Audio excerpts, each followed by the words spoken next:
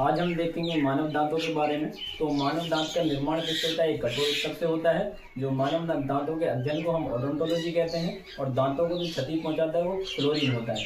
दांत के बाहर के भाग को हम क्या कहते हैं? दांत का एनामेल कहते हैं, और दांत के आंतरिक भाग को हम डेंटाइन कहते हैं। दांतों को क्षति कौन पहुंचाता है? फ्लोरीन पहुंचाता है। जो हमारे दूध के दांतों की संख्या होती है वो 20 होती है, जो 6 वर्ष से 12 वर्ष की आयु में टूट जाते हैं। जो हमारे दूध के दांत आते हैं बच्चे के, वो कितने होते हैं? 20 होते हैं। तो हमारे पूरे जीवन काल में दांत कितने दांत आते हैं, ये भी पूछ लेते हैं कि हमारे पूरे जीवन काल में कितने दांत आए हैं। तो 20 हमारे बचपन में आते हैं, 32 के बाद आते हैं। तो हमारे पूरे जीवन काल में कितने दांत? 52 दांत हमारे आते हैं पूरे जीवन काल में। तो हम देखेंगे दांत कितने प्रकार के होते हैं। तो दांत हमारे 4 प्रकार के होते हैं। मैं एक साइड बता दूंगा, मतलब इतने ही नीचे होते हैं उतने ही ऊपर होते हैं। तो दांतों की कुल संख्या कितनी होती है? 32 होती है।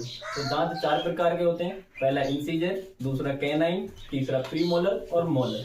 जो पहले हम देखेंगे इंसीजर। इंसीजर क्या होते हैं? दांत के जो, इन्हें हम क्या कहते हैं? नोज टीथ भी कहते हैं। दांत जो आगे के चार दांत होते हैं उन्हें हम इंसीजर कहते हैं। ये वाले जो दांत होते हैं, यानी कि जो सबसे बड़े दांत होते हैं, उन्हें हम क्या कहते हैं? इंसीजर कहते हैं। जो भोजन को काटने का काम करते हैं। जैसे कभी कभी तुमने देखा हो ग्रामीण क्षेत्र में जो मम्मी होती है, जो रात की रोटियां बच जाती हैं, उस पर घी या मक्खन लगाकर पिट्टी रखकर दे देती है, ले बेटा खा ले। तो आगे जो काटने का काम करते हैं वो 4 इंसीजरी दांत होते हैं, जो रोल कटता है जिन दांतों से, उन्हें हम क्या कहते हैं? इंसीजर कहते हैं। उनकी संख्या कितनी होती है? 8 होती है। 4 ऊपर 4 नीचे। फिर आगे आता है हमारा कैनाइन। क्या आता है? कैनाइन। तो कैनाइन के दांतों की संख्या 4 होती है, 2 ऊपर होते हैं, 2 नीचे।